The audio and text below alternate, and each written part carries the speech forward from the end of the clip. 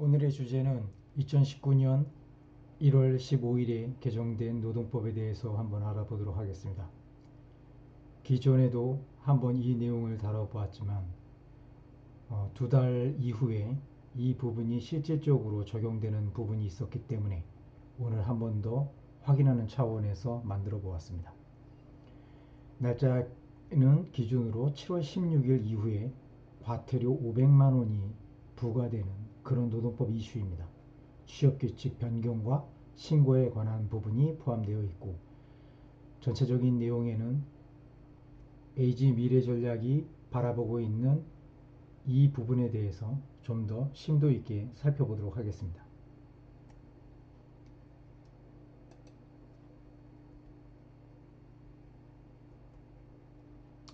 먼저 직장 내 괴롭힘에 대한 법률 조문에 대해서 한번 보겠습니다. 기존에 76조가 있었기 때문에 거기에 더해서 제76조의 2, 76조의 3 부분이 추가되었습니다.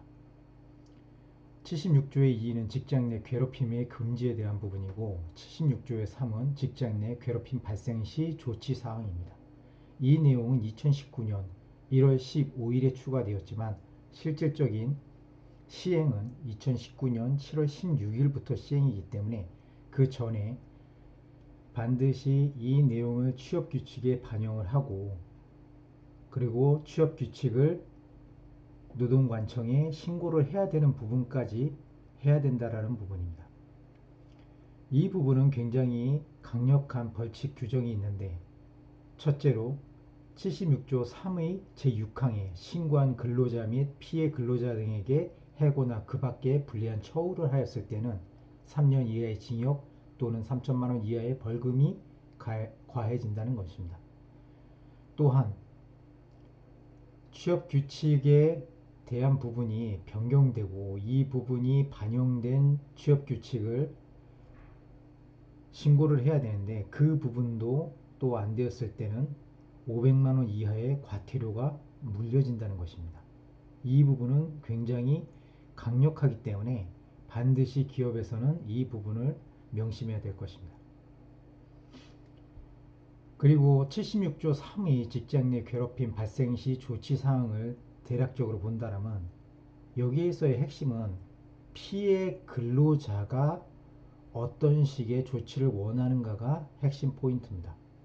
피해 근로자의 반의사, 의사에 반해서 어떠한 조치나, 그리고 행위자, 피해를 준 행위자에 대해서 벌을 주는 부분까지도 피해 근로자의 의사에 반해서는 안 된다라는 취지가 명시가 되어 있습니다. 이 부분만 정확하게 인지를 한다면 이 법에서는 특별하게 문제될 것이 없다라고 보여집니다. 그런데 이 부분을 좀 더 세밀하게 살펴본다면 법률 조항에 문제점이 굉장히 많습니다. 먼저 76조의 2 직장 내 괴롭힘 금지에 대해서 한번 알아보겠습니다.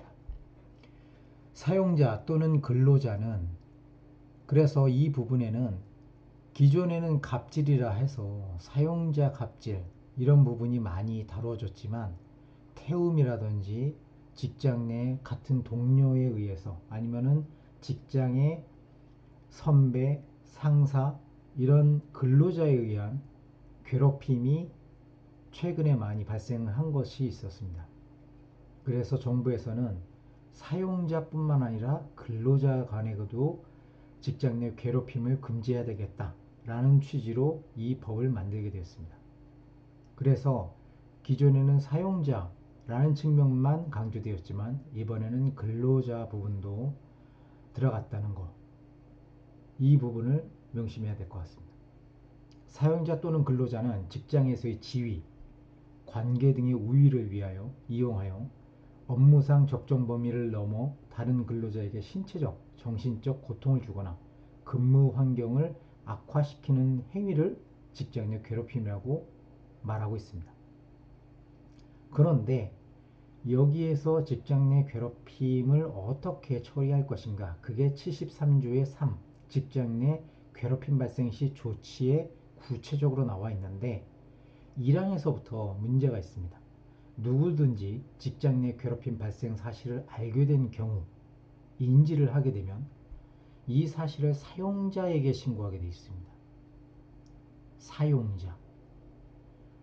76조 2에 보면 직장 내 괴롭힘 금지는 사용자 또는 근로자라고 해놓고선 76조의 3에 가서는 직장 내 괴롭힘이 발생되면 사용자에게 신고할 수 있다 라고 되어 있습니다.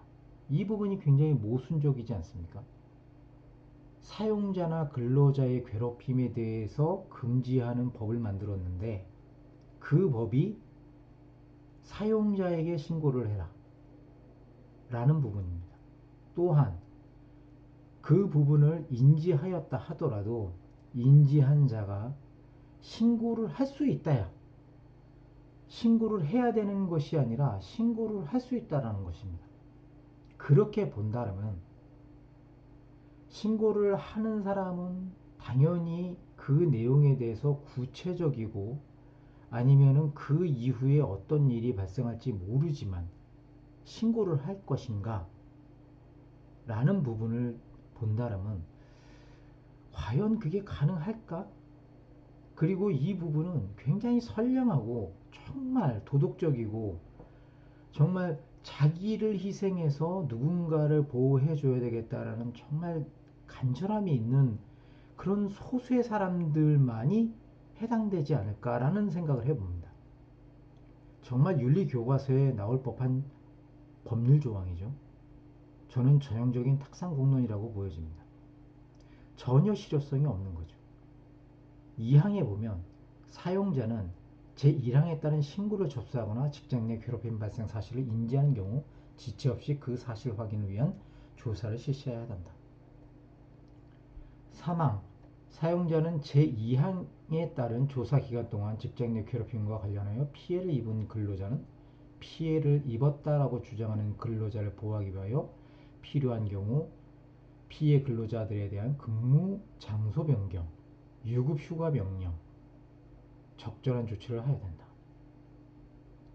유급 휴가 명령입니다. 이 부분도 참 애매합니다. 유급 휴가는 회사에 특별한 공을 세운 사람에게 주거나 아니면 뭔가 정말 특별한 그 회사의 배려가 있지 않으면 유급 휴가를 줄 수가 없는 것이 왜 그러냐면 전제가 무노동, 무임금 아닙니까? 그런데 유급 휴가 명령을 주라고 또 강제를 합니다. 그런데 이 부분도 피해 근로자의 의사에 반하면 절대 안 됩니다.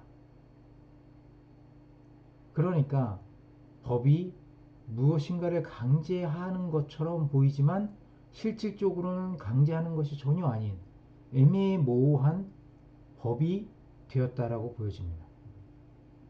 4항에 보면 사용자는 제2항에 따른 조사 결과 직장 내 괴롭힘이 발생한 것이 사실이라고 확인되었을 때는 피해 근로자가 요청했을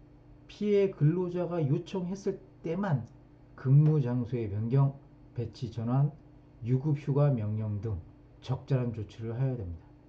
여기서도 유급 휴가를 줘야 돼요. 그러면은 피해 사실이 발생을 하고 그 부분을 인지를 하는 동안에 피해 근로자가 원하면은 계속적으로 유급 휴가를 줘야 된다는 그런 문제도 발생할 수가 있습니다. 다섯째, 5항에 보면 사용자는 제2항에 따른 조사 결과 직장 내 괴롭힘 발생 사실이 확인된 때에는 지체 없이 행위자에 대하여 징계를 해야 되고 근무 장소의 변경 등 필요한 조치를 하여야 한다. 이 경우에도 사용자는 징계 등의 조치를 하기 위하여 그 조치에 대하여 피해 근로자의 의견을 들어야 된다. 이 부분도 굉장히 우습습니다. 대부분의 한국 근로자들은 좋은 게 좋다고 절대 이런 부분에 대해서 강력하게 징계를 요구하거나 근무 장소를 막 변경하거나 이 부분이 또 다른 장소에서 피해 근로자를 양성하게 만드는 그런 부분들도 있는데 그 모든 책임을 피해 근로자의 의견에, 마치 이게 굉장히 합리적인 것처럼 보이지만 피해 근로자에게 모든 부분을 전가시키는, 결국에 어떤 행위자가 징계를 받고 근무 장소가 변경되고 그리고 행위자에 대한 처벌이 있는 경우 모든 책임이 피해 근로자에게 돌아가는 그런 역효과도 발생할 수 있다는 겁니다. 또한 행위자에 대해서 징계를 내리라 라고 법에 나와 있습니다. 그러나 이 이후에 볼 내용으로 본다면 절대 이 법률이 제대로 되어 있지 않다라는 것을 여실히 보여줄 수가 있을 것입니다. 유념해서 이 부분을 상기해 주시기 바랍니다. 행위자에 대하여 징계. 6항을 보겠습니다. 사용자는 직장 내 괴롭힘 발생 사실을 신고한 근로자 및 피해 근로자 등에게 해고나 그 밖의 불리한 처우를 하여서는 아니 된다 했을 경우에는 3년 이하의 징역 또는 3천만 원 이하의 벌금에 처해진다 라고 해서 이 부분은 명확하게 벌칙 규정을 만들어 놓았습니다. 그러나 36조의 3, 5항에 대한 행위자에 대하여 징계를 해야 된다라고 했지만 징계를 안 했을 때는 어떻게 될 것인가 라는 부분에 대해서는 벌칙 규정이 없습니다.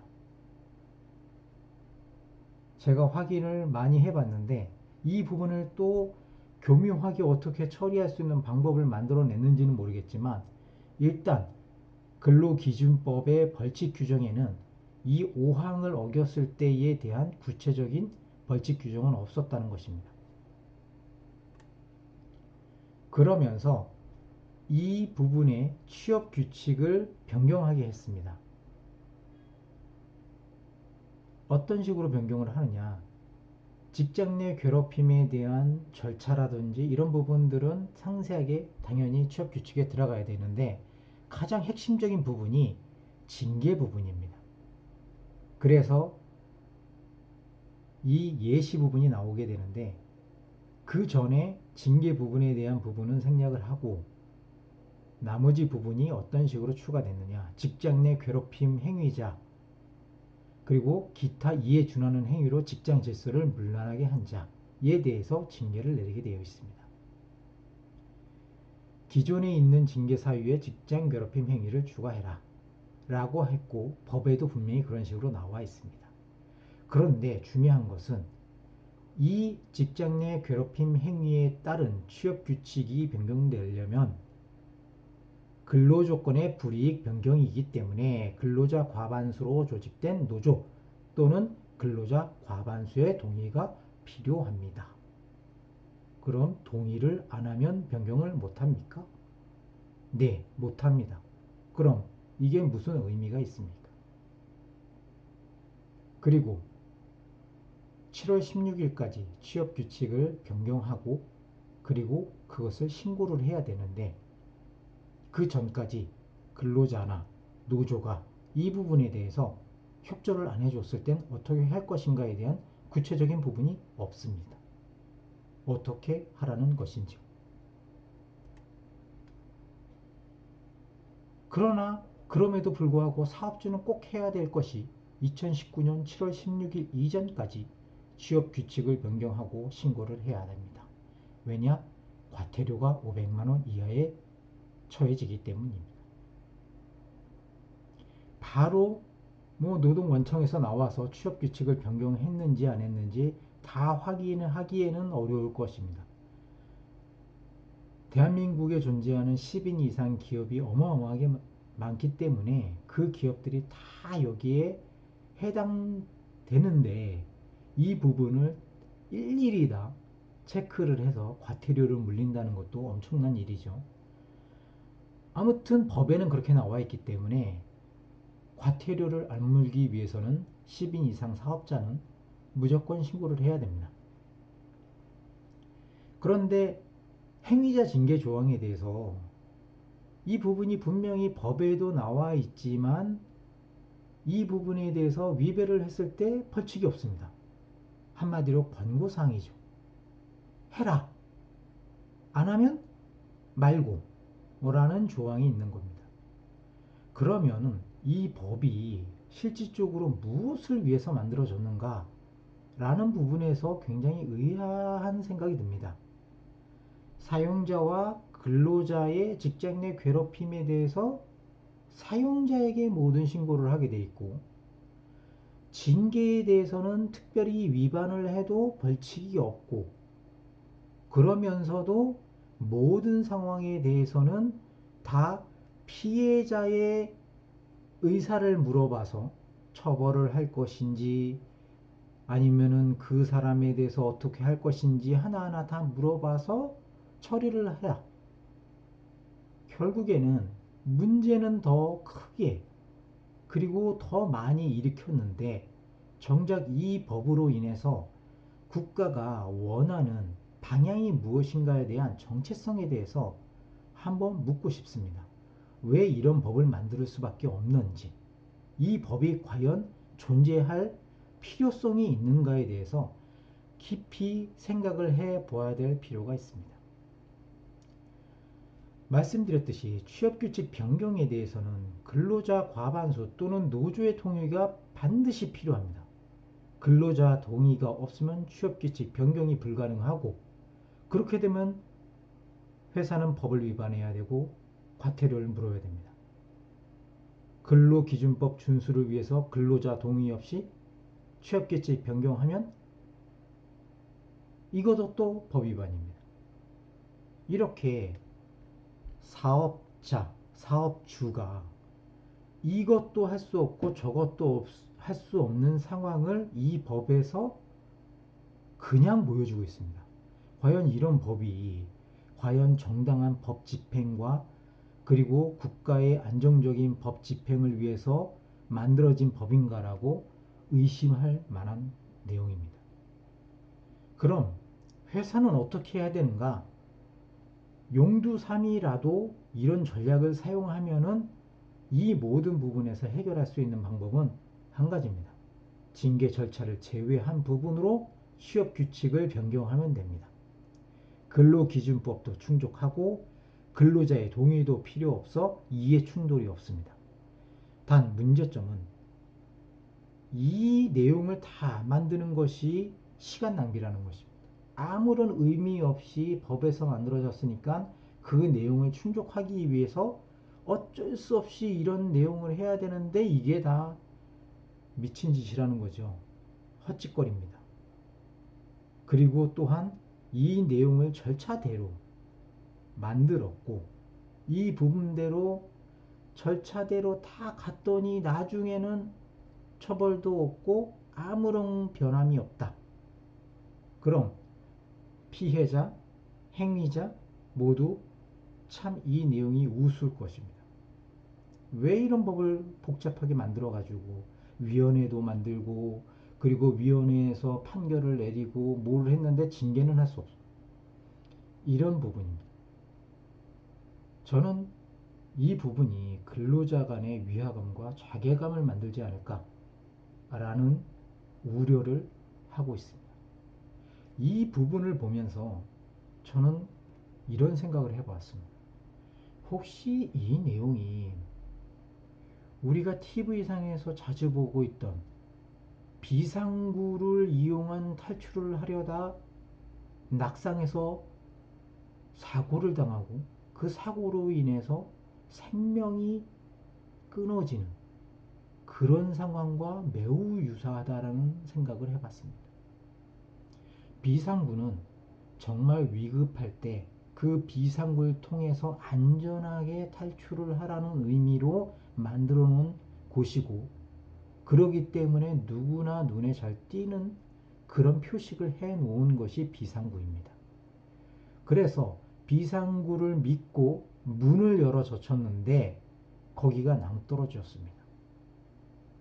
마치 직장 내 괴롭힘 이 법은 탈출구라고 생각하고 뛰어들었지만 거기에 낭떠러지가 있는 듯한 느낌을 저에게 주었습니다. 저만의 생각인지는 모르겠습니다. 여러분들도 한번 생각해 보시기 바랍니다. 직장 내 괴롭힘 법률의 한계에 대해서 끝으로 말씀드리겠습니다. 최근에든 아니면은 되게 유명한 대한항공 사건이든 아시아나항공의 사건이든 거기에 주체의 직장 내 괴롭힘의 주체들은 오너 기업이었습니다.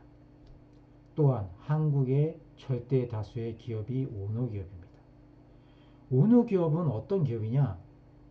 사장 또는 CEO, 대표와 이사회를 구성하고 있는 이사장 그리고 대주주가 동일인입니다. 또한 감사는 친인척 또는 배우자가 맡고 있는 경우도 있습니다. 직장 내 괴롭힘 법률에 의하면 사용자 또는 근로자의 괴롭힘에 대해서 사용자에게 보고를 하게 되어 있습니다.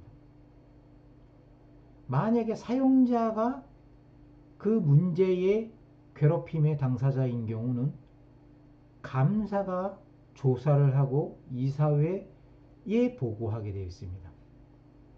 그런데 사용자가 이사회 의장이면서 대주주고 친인척 또는 배우자가 감사를 하고 있는데 배우자나 친척이 감사를 해서 그거를 행위 당사자에게 보고를 한다. 이런 어처구니 없는 내용이 되어 있습니다. 오너 갑질이 근로자 갑질보다 훨씬 더 많은 것이 현실입니다. 또한 오너 갑질이 일어나는 기업에서 근로자 갑질도 또한 많이 일어납니다. 그럼 오너 갑질에 의해서 행위자가 있는데 근로자 간의 갑질이 일어났다고 해서 그게 근로자만의 문제일까요? 대부분은 오너 갑질하고 있는 오너의 비호나 아니면 묵인하에 근로자 간의 갑질이 횡행하고 있는 것이 현실입니다. 그럼 관계당국은 이런 부분들을 전혀 이해를 못하고 이 법을 만들었을까요? 아니면 그냥 보여주기 위해서 이 법을 만들었을까요? 왜 그런 쓸데없는 짓을 했을까요? 그것이 궁금합니다. 셋째, 직장 내 괴롭힘 법률의 한계는 대표 또는 이사회가 정상적인 시스템으로 운영되고 있다라는 전제 하에서 이 내용이 만들어졌을 수가 있습니다. 그러나 실질적으로 한국에 존재하고 있는 많은 기업과 그리고 조직에서 대표나 이사회가 정상적인 자유민주주의나 아니면 자본주의 하에서의 정상적인 시스템에 의해서 운영되고 대표와 이사회, 이사회와 대주주 간에 아니면은 주주총회 간에 어떤 서로 간의 견제와 그리고 협동이 정상적으로 이루어지고 있지 않다는 부분은 많은 사람이 공감할 것입니다. 그런데 이 법이 너무나 정상적인 시스템 하에서 운영되고 있는 어떤 조직 하에서 직장 내 괴롭힘이 일어났을 때는 이런 식으로 해야 된다라는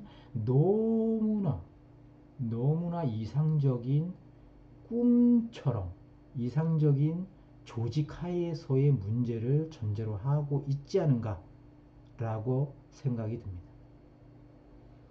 법은 반드시 신상 필벌을 아주 중요한 덕목으로 가지고 있습니다. 근데 이 법은 필벌이 없습니다. 그리고 필벌이 있다고 해도 그 부분을 정말 활용할 수 있는 여지가 별로 없습니다. 그렇다면 이 법은 안 좋은 법 아닙니까? 왜 이런 법을 만들어서 사람들을 피곤하게 만듭니까? 결과가 아무것도 없는데 누군가는 말할 수 있습니다. 그럼에도 불구하고 이런 법률이라도 있어야지 좀 조심하지 않을까?